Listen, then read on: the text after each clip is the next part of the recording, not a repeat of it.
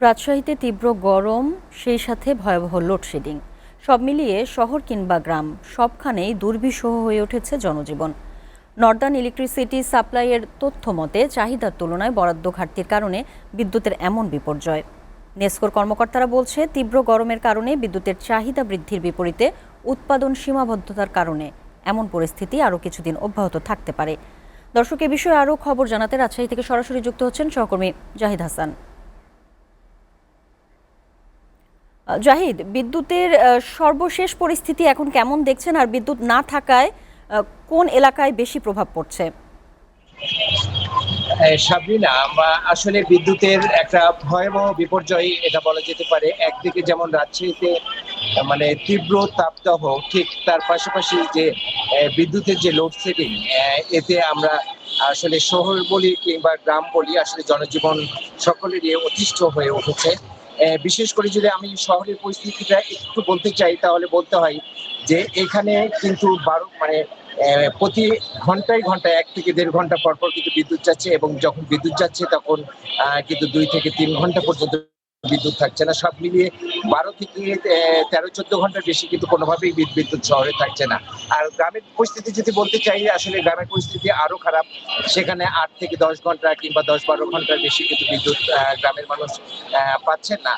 তো এ বিষয়ে নেসকোর কর্মকর্তারা যেমনটা বলছেন যে আসলে তীব্র গরমের কারণে কিন্তু এখানে বিদ্যুতের চাহিদা বাড়ছে। যেমন ব্যবসা প্রতিষ্ঠান বলি, বাসাবাড়ি কিংবা কৃষিকাজ, সব ক্ষেত্রেই, এমনকি হাসপাতাল, ক্লিনিক, ডায়াগনস্টিক সেন্টারগুলোতেও কিন্তু বিদ্যুৎ না থাকার কারণে রোগীদেরকে বেশ ভোগান্তিতে পড়তে হচ্ছে।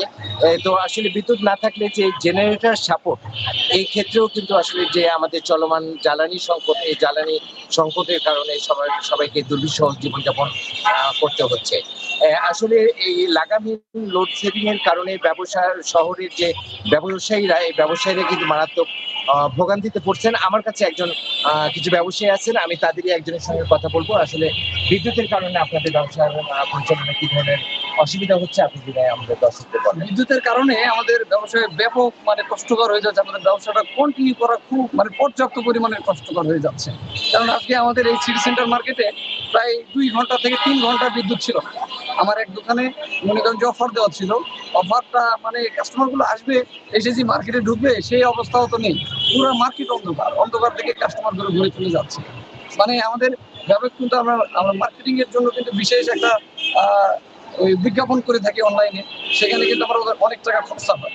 সেক্ষেত্রে আজকে যদি কারণ থাকতো, তাহলে কিন্তু আমার ব্যবসাটা সুন্দর করে আমি পরিচালনা করতে পারতাম এবং ওভার প্রাইস অনুযায়ী বিক্রি করতে পারতাম। ধন্যবাদ আপনাকে। আসলে প্রত্যেকটা ব্যবসা প্রতিষ্ঠানের কিন্তু একই অবস্থা, যে তাদের যে জেনারেটর যে সাপোর্ট গুলো, এই সাপোর্ট গুলো কিন্তু আসলে মার্কেটের যে কমিটি তারা দিতে পারছে না। কারণটা হচ্ছে জ্বালানির অভাবে।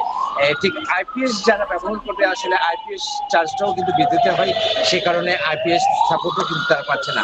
সেই সাথে আমরা জানি যে আসলে এসএসসি পরীক্ষা চলমান, এবং যারা এখানে পরীক্ষার্থী আছে, তারাও কিন্তু আসলে প্রচন্ড ভোগান্তিতে পড়ছেন।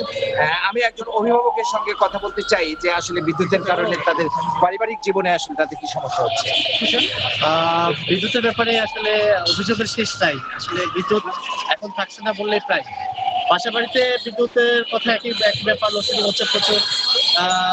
7 থেকে 8 ঘন্টা আমরা 24 ঘন্টার মধ্যে 7 থেকে 8 ঘন্টা আমরা বিদ্যুৎ পাচ্ছি। বাসা বাড়িতে ছোট ছোট বাচ্চা আছে, তারপরে আবার বয়স্ক মানুষগুলো আছে, এরা আসলে এই তীব্র গরমে অসুস্থ হয়ে পড়ছে।